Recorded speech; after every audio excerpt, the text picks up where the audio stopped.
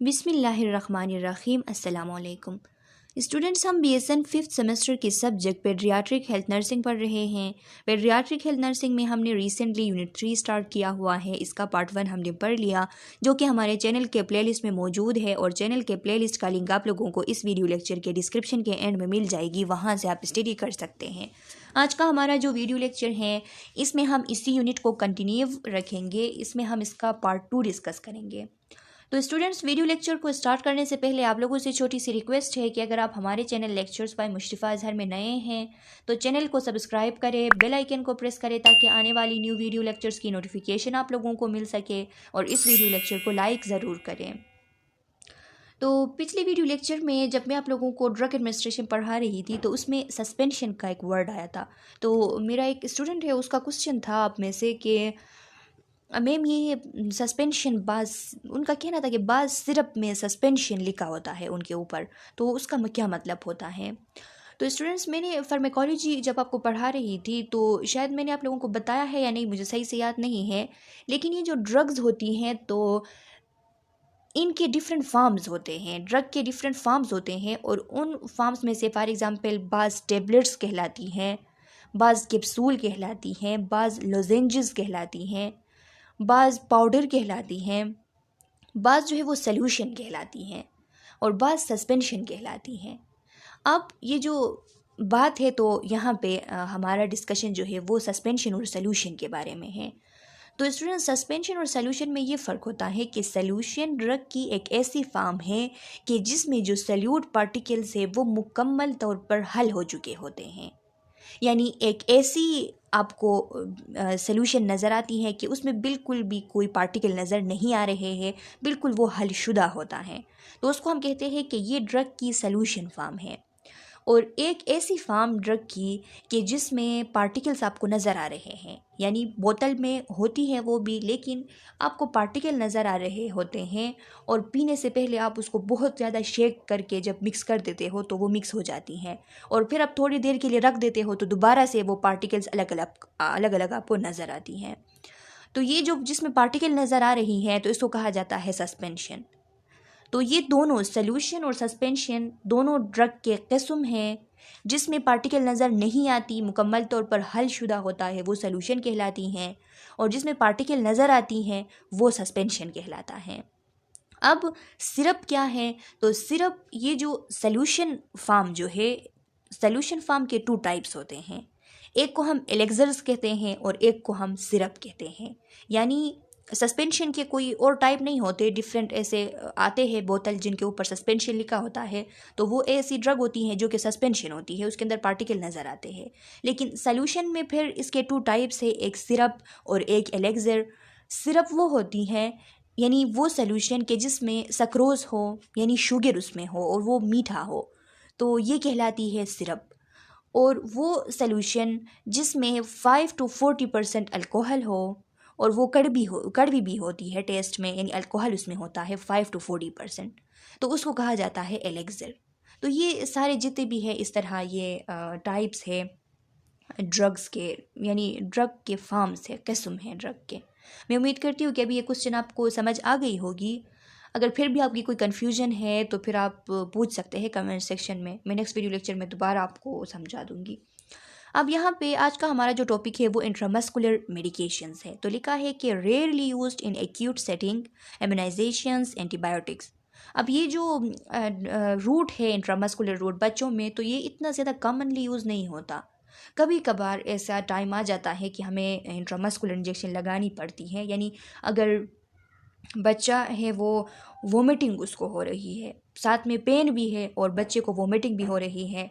अब उस पेन से बचाने के लिए उस बच्चे को हमने पेन किलर देनी है, लेकिन वो वोमिटिंग कर रहा है, तो वोमिटिंग की वजह से हम ओरल रूट यूज़ नहीं कर सकते।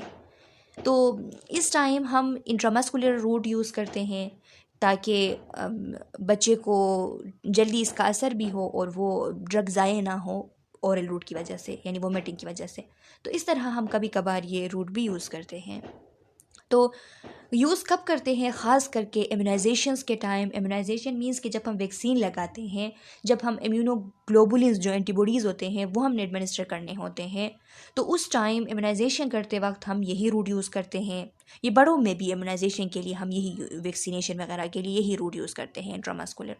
एंड बाज़ एंटीबायोटिक्स ऐसे होते हैं कि जिनको हमने इंट्रामस्कुलरली एडमिनिस्टर करना होता है, जैसा कि स्ट्रेप्टोमाइसिन है, पेनिसिलिन जी है, तो ये इंट्रामस्कुलर एडमिनिस्टर किए जाते हैं। यूज़ इमला। तो इमला क्यों यूज़ किया जाता है? इमला क्या है? इमला एक लोकल एनेस्थेटिक है। ये स्किन के सरफेस को नंब करने के लिए, थोड़ी देर तक कुछ वक्त के लिए नंबनेस काज करने के लिए उसमें यूज़ होती हैं। इसमें जो एक्टिव इंग्रेडिएंट होते हैं, एक्टिव सब्सटेंस इसमें होते हैं, वो लिडोकेन और प्रिलोकेन है। यानी जो लोकल एनेस्थेटिक है, लिडोकेन और प्रिलोकेन, ये दोनों इसमें मौजूद होते हैं। तो जब भी हम इंट्रामस्कुलर इंजेक्शन लगाते हैं बच्चों में, तो पहले हम ये इमला लेते हैं, और इमला उनकी जिस जगह पे हमने इंजेक्शन लगानी है तो उस जगह पे हम पहले इमला लगा देते हैं। तो इमला की वजह से ये होता है कि वो जगह नम हो जाता है और उसमें पेन फील नहीं होती। लोकल एनेस्थेटिक है चूँकि, इसलिए उसमें पेन फील नहीं होती। फिर उस एरिया में हम आसानी से इंजेक्शन लगा देते हैं, बच्चे को तकलीफ़ नहीं होती, उसको महसूस नहीं होती, तो वो अपना हाथ वगैरह नहीं खींचता, वॉयलेंसी नहीं वो दिखाता। तो इसीलिए देखिए लिखा है, a local skin anaesthetic that is applied to the skin prior to procedure such as needles to help prevent pain. यानी एक ऐसी लोकल एनेस्थेटिक है जो कि स्किन पे लगाई जाती हैं और मुख्तलिफ़ किस्म के प्रोसीजर करते वक्त, जैसा कि नीडल से इंजेक्शन लगाते वक्त उससे पहले लगाया जाता है ताकि पेन ना हो। देखिए ये इमला, यहाँ पे इसकी पिक्चर मौजूद है। अब इंट्रामस्कुलर इंजेक्शन लगाते वक्त इंटरवेंशंस क्या होंगे आप लोगों के? नर्सिंग इंटरवेंशंस क्या होंगे? Tell the child it is all right to make noise और cry out during the injection. यानी ये बच्चे का इस दौरान, इंजेक्शन लगाते वक्त दौरान आवाज़ निकालना, रोना, ये सब कुछ नॉर्मल होता है, कोई मसला नहीं है। वो जितना रोए, आवाज़ करे, तो आपने इंजेक्शन तो लगानी है। कोशिश करें कि उसको इस लेवल तक ले आए कि वो ना रोए। यानी अगर थोड़ा बड़ा बच्चा है, आपकी बातों को समझता है, अगर बिल्कुल छोटा बच्चा है तो उसको आप उस लेवल पे भी नहीं ला सकते। बस आपने उसके साथ ऑनेस्ट हो के प्रोसीजर करनी होती है। तो इस टाइम वो ज़रूर, अगर नियोनेट है तो वो ज़रूर रोएगा, वो चीखेगा, आवाज़ निकालेगा वो, लेकिन इससे कोई मसला नहीं होता। आपने बस इंजेक्शन लगानी होती है। His or her job is to try not to move the extremity. उस बच्चे का काम ये होता है कि वो ट्राई करे, यानी अपने हाथ को वापस लेने की, उस जगह जहाँ आप इंजेक्शन लगा रहे हो तो उसको वो हटाने की कोशिश करेगा, लेकिन आपने एक्सट्रीमिटी को मूव होने नहीं देना है, क्योंकि आपने सही तरीके से उसको पकड़ना होता है। इंजेक्शन लगाते वक्त इस तरह होता है क्लिनिकल्स में स्टूडेंट्स के, दो बंदों की ज़रूरत होती है। फिर एक बंदा सही से वो पकड़ता है और दूसरा जो है वो एडमिनिस्टर करता है। फिर दो नर्सेस के लिए चाहिए होती है। हाँ, अगर बहुत ज़्यादा एक्सपीरियंसफुल बंदा है तो वो अकेले भी कर सकता है। देखिए यहाँ पे एडमिनिस्टर हो रही है। Keep needle outside of the child visual field. आपने ये नीडल बच्चे की जो विजुअल फील्ड है उससे दूर रखनी है, बच्चे को नीडल नहीं दिखाना है। सिक्योर, क्योंकि बच्चे को, जब थोड़ा बड़ा सा बच्चा है और वो नीडल देख लेता है तो वो डर जाता है इससे बहुत ज़्यादा। तो वो अगर थोड़ा सा उसको रोना था, अब वो मज़ीद जो है वो ज़्यादा रोएगा, तो इसलिए उसकी नज़र से आपने दूर रखना है। छोटा बच्चा है तो उसकी नज़र से भी दूर रखना है। Secure child before giving IM injection. अगर आप IM इंजेक्शन लगा रहे हो तो पहले आपने बच्चे को सिक्योर करना है बिल्कुल सही तरीके से। Hold, cuddle and comfort the infant after the injection. Injection के बाद आपने बच्चे को उठाना है, उसको कडल मीन्स कि उसको गले से लगाना है, उसको थोड़ा कंफर्ट देना है। इससे उसकी इमोशनल सपोर्ट हो जाती है। जैसे हम बड़ों को इमोशनल सपोर्ट देते हैं, बातें करके उनके साथ उनको मुख्तलिफ़ चीज़ों के बारे में बता के उनको दिलासे देते हैं, तो इस तरह बच्चों को तो बातें नहीं समझ आती, तो इसलिए उनको उठा के, उनको गले से लगा के उनको कंफर्ट देना, तो यही काफ़ी होती है उनके इमोशनल सपोर्ट के लिए। Inspect injection site before injection for tenderness और अनड्यू फॉर्मनेस। पहले इंजेक्शन लगाने से पहले आपने जिस एरिया पे इंजेक्शन लगानी है तो वहाँ पे आपने टेंडरनेस देखनी है कि टेंडरनेस मीन्स कि ये एरिया सेंसिटिव टू पेन तो नहीं है, या फिर उसमें कोई गैर मुनासिब फार्मनेस तो नहीं है, यानी बहुत ज़्यादा हार्ड तो नहीं है, बिला वजह हार्ड तो नहीं है, तो ये आपने देखनी है।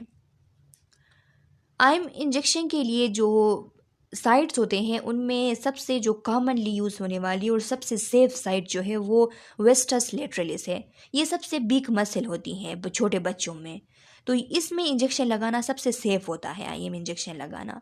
तो ये आपने याद रखनी है, इससे एमसीक्यूज बन सकती हैं कि कौन सा मसल बच्चों में आईएम इंजेक्शन लगाने के लिए सबसे सेफ होती है। तो ये आपने याद रखना है कि वेस्टस लेटरलिस। डेल्टोइड मसल है, उसके बाद डेटोइड मसल में भी आप लगा सकते हो, और डोर्सो ग्लूटियल मसल भी है, यानी ग्लूटियल मसल बटक में। तो बटक 5 साल से छोटे बच्चों के लिए रिकमेंडेड नहीं है, 5 साल से बड़े बच्चों में आप लगा सकते हो। Vastus lateralis largest muscle in infant small child, जो स्मॉल चाइल्ड होते हैं, जो इन्फेंट होते हैं, तो उनमें सबसे लार्जेस्ट मसल है। 0.5 ml in infant, 1 ml in toddler and 2 ml in preschool age. आप देख लिया, अब एक स्टूडेंट था, उनका क्वेश्चन था कि मैम ये कितने ml हम लगा सकते हैं, तो यहाँ पे दी गई है कि अब IM इंजेक्शन अगर हमने लगानी है तो IM इंजेक्शन अगर इन्फेंट है 0.5 ml लगाएंगे, अगर टोडलर है 1 ml लगाएंगे, और अगर प्री स्कूल एज की है तो फिर हम 2 ml लगा सकते हैं, इनसे ज़्यादा हम नहीं लगा सकते। स्टूडेंट्स, ये बात आपने हमेशा याद रखनी है कि ड्रग की जो जितना अमाउंट उसको रिकमेंडेड होता है उससे अगर ज़्यादा हो जाता है आईएम इंजेक्शन में, तो फिर उसकी वजह से एप्सिस काज होती है। आप लोगों ने सुना भी होगा कि फला को इस तरह मसल में इंजेक्शन लगी थी और फिर उसमें स्वेलिंग हो गई और फिर उसका जो है बाजू ख़राब हो गया, उसको तोड़ दिया गया, तो इम्पुटेशन की जाती है। ये बड़ों में भी इस तरह होता है कि एप्सिस फॉर्मेशन हो जाती है और वो इतना हद से बढ़ जाता है कि वहाँ पे नेक्रोसिस, गैंग्रीन स्टार्ट होती है और फिर इम्पुटेशन उसकी की जाती है। तो ये आपने हमेशा ख्याल करना है कि जितना डोज रिकमेंडेड है उतना आपने लगाना है, उससे ज़्यादा नहीं लगाना, क्योंकि ये जो मसल होती है, अब यहाँ पे देखिए जो इन्फेंट होते हैं उनमें ये मसल 0.5 ml को बर्दाश्त कर सकती हैं, लेकिन उनमें अगर हमने इन्फेंट में 2 ml एडमिनिस्टर कर लिया तो अब वो मसल छोटी सी थी, वो नाजुक थी, अब 2 ml के डोज को वो नहीं बर्दाश्त कर पाएगा और वो डैमेज हो जाएगा, उसमें एब्सिस फॉर्मेशन होगी। तो इसीलिए आपने इन चीज़ों का बहुत ज़्यादा ख्याल करना है। इसके बाद लिखा है यूज़ 5/8, या फिर कह सकते हैं कि 0.6 to 1 इंच, यानी 5/8 0.6 इंच के बराबर होता है। तो यूज़ 0.6 to 1 इंच यानी 2.5 सेंटीमीटर नीडल हमने 0.6 इंच या फिर 1 इंच तक यानी 2.5 सेंटीमीटर अगर हम नीडल ले लें तो वो ठीक होगी, वो रिकमेंडेड है कि इतना नीडल हमने लेना है। Compress muscle tissue at upper aspect of thigh, pointing their nurse fingers toward the infant feet.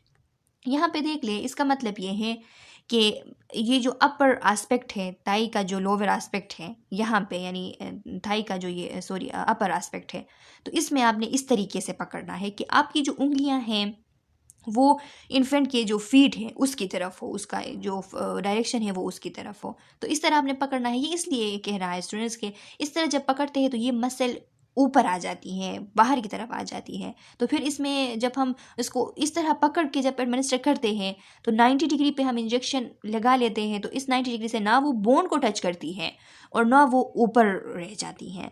तो अक्सर हम ट्रेडिशनली ये सुनते हैं कि इंजेक्शन लगाई जा रही थी इंट्रामस्कुलर, उसने बोन को टच किया और बोन को टच होने की वजह से उसको बेचारे को इतना नुकसान हुआ। तो ये असल में इस तरह नहीं होता है स्टूडेंट्स। ये जब बोन को टच होती है तो उससे इतना मसला नहीं होता जितना कि अगर ये इंजेक्शन यानी जो सबक्यूटेनियस लेयर जो फैट लेयर है उसको अगर क्रॉस ना करे और जो इंजेक्शन जो आपने ड्रग्स में डाली थी वो सबक्यूटेनियस लेयर में चला जाए मसल में जाने के बजाय, अगर वो सबक्यूटेनियस लेयर में चला जाए तो फिर उससे सबसे ज़्यादा एब्सिस काज होती है, क्योंकि ये जो सबक्यूटेनियस फैट होते हैं तो इसमें एब्जॉर्प्शन सबसे कम होती है, क्योंकि ये लीस्ट वस्कुलर एरियाज़ होती हैं। तो लीस्ट वस्कुलर एरियाज़ होने की वजह से यहाँ पे वेजल बहुत कम होते हैं, वेजल कम होने की वजह से एब्जॉर्प्शन यहाँ पे कम होती है, और जब एब्जॉर्प्शन बहुत स्लो रेट से होती है तो यहाँ पे वो ड्रग डैमेज काज करती हैं और एब्सिस फॉर्मेशन हो जाती है और उसकी वजह से फिर वो इम्पुटेशन वगैरह वो सब तक कहानी पहुँच जाती है। तो इसीलिए 90 डिग्री तक आपने इंसर्ट करनी है नीडल को आपने फुल 90 डिग्री पे इंसर्ट करनी है और आपने इस तरह मसल को थोड़ा बाहर करके उसमें लगानी है, वो आपसे यानी बोन तक भी ना पहुँचे और सब कट लेयर को क्रॉस करे।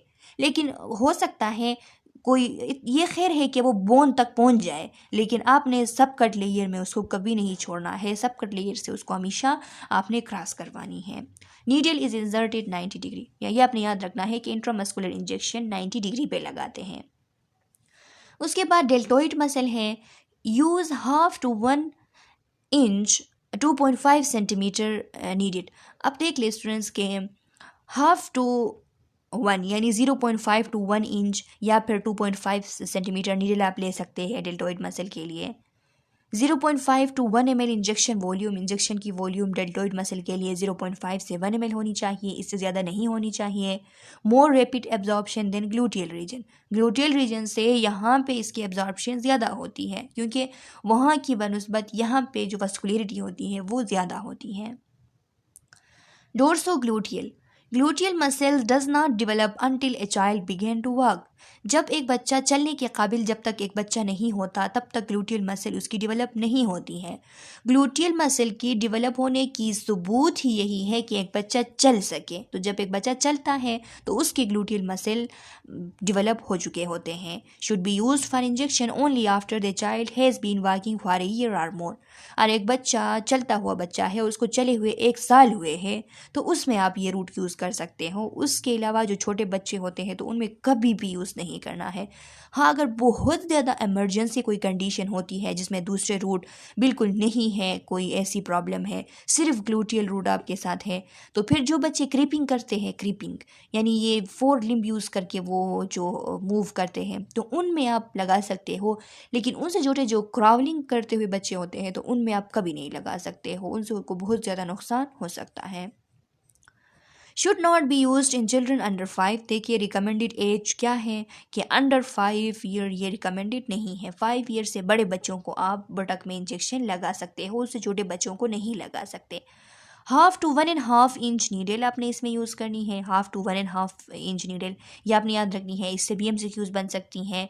1.5 to 2 ml of injected volume. अब इंजेक्टेड वॉल्यूम इसमें आपने 1.5 से लेके 2 ml तक एडमिनिस्टर कर सकते हैं। आई ड्रॉप्स, अब देखिए आईज की बात आ गई कि आई ड्रॉप जब हम एडमिनिस्टर करते हैं तो उस टाइम हम क्या करेंगे, pull the lower lid down, जो लोअर आईलिड होती है उसको डाउन आप पुल करेंगे। Rest hand holding the dropper with the medication on the child forehead to reduce risk of trauma to the eye. आपने क्या करना है, आपका ये जो हैंड है इसको बच्चे के फोरहेड पे रख के यहाँ पे आपने पहले हैंड को सिक्योर करना है और इस मेडिसिन को भी कि ये हिल ना पाए, ये एक बस एक सीधे जगह पे इसकी लोकेशन हो। Pull the lower lid down, rest hand holding the dropper. देखिए आपने अपने हैंड को रेस्ट करना है और अपने ड्रॉपर को होल्ड रखनी है on the child forehead. Forehead पे आपने इस तरह हाथ को फिक्स करनी है। Reduce risk of trauma to the eye, ताकि ट्रॉमा ना हो आई को। और आई इसमें आप आई ड्रॉप्स में स्टूडेंट्स बात को याद रखें कि जो आई स्ट्रक्चर होते हैं, आई के खुद के जो आई में 2 किस्म के स्ट्रक्चर होते हैं। एक आई स्ट्रक्चर्स, इनको हम मेजर आई स्ट्रक्चर्स या मेन आई स्ट्रक्चर भी कह सकते हैं, और एक पैरा आई स्ट्रक्चर। तो जो पैरा स्ट्रक्चर होते हैं उसमें आप ड्रग एडमिनिस्टर करेंगे। आई के खुद के जो उसके मेन स्ट्रक्चर होते हैं उसमें आप कभी भी ये ड्रग नहीं डालेंगे, क्योंकि इससे उसको नुकसान हो सकती है। ये एक फॉर्मूले होते हैं केमिकल, तो इससे उसको नुकसान हो सकता है। इसीलिए हमेशा जब आई ड्रॉप डाल रहे हो तो फिर आईलिट नीचे करके आईलिट के नीचे आपने डालनी है, आपने कभी भी कॉर्निया के ऊपर नहीं डालनी है। कि आईलिट क्योंकि पैरा स्ट्रक्चर है तो इस पे आपने डालनी है, इस पे आप डालेंगे तो ये पूरे थोड़ी देर बाद पूरे आई में मिक्स हो जाएगी, लेकिन डालते वक्त आपने पैरा स्ट्रक्चर पे डालनी है, मेन स्ट्रक्चर पे नहीं डालनी है। यहाँ पे देखिए एयर ड्रॉप का बता रहा है कि 3 साल से जो छोटे बच्चे होते हैं उनमें अगर हम एयर ड्रॉप डाल रहे होते हैं तो उसका तरीका ये होता है कि जो ईयर पीना होता है इसको हम डाउन पुल करके और थोड़ा सा बेक ले जाते हैं। और जो 3 साल से बड़े बच्चे होते हैं और एडल्ट्स होते हैं तो उनमें हम पीना को पुल अप करके थोड़ा पीछे की तरफ ले जाते हैं। तो ये आपने याद रखनी है, MCQs बन सकती हैं कि 3 साल से छोटे बच्चों में पीना को पुल डाउन करके बेक ले जाते हैं और 3 साल से बड़े बच्चों को और एडल्ट्स को पुल अप करके बेक ले जाते हैं।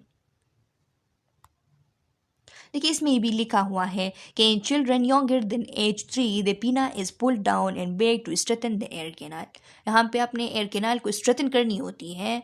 स्ट्रेथन करने के लिए आप ये तरीका अपनाते हो, और जो बड़े होते हैं 3 साल से तो उनमें ये खुद स्ट्रेथन होती हैं, तो इसीलिए आप बस अपने लिए उसको पुल अप करके जगह वहाँ पे बना लेते हो और फिर एडमिनिस्टर कर लेते हो। Nose drops. Position child with the head hyperextended to prevent strangling sensation caused by medication trickling into the throat। जब आप नेज़ल ड्रॉप एडमिनिस्टर कर रहे हो तो बच्चे के हेड को हाइपर एक्सटेंड आपने करनी है, जैसा यहाँ पे हाइपर एक्सटेंड इसको किया गया है। तो इस तरह इसके सर के नीचे हाथ रख के इसको हाइपर एक्सटेंड करें ताकि ये ट्रिकलिंग, इस ड्रग की ट्रिकलिंग ना हो थ्रोट तक, क्योंकि आ जाती है ना, आप लोगों ने खुद भी महसूस किया होगा कि नोज़ में जब हम ड्रग एडमिनिस्टर करते हैं तो वो गले में आ जाती है, और जब गले में आ जाती है तो वो स्ट्रेंगलिंग सेंसेशन काज करती है। स्ट्रेंगलिंग सेंसेशन का मतलब ये है कि कोई फॉरेन बॉडी सेंसेशन, यानी कोई फॉरेन चीज़ आ गई उसकी सेंसेशन, ये पेनलेस सेंसेशन होती है लेकिन टाइटनिंग सी, चॉकिंग सी फीलिंग होती है। तो इसको प्रिवेंट करने के लिए हाइपर एक्सटेंशन करनी चाहिए।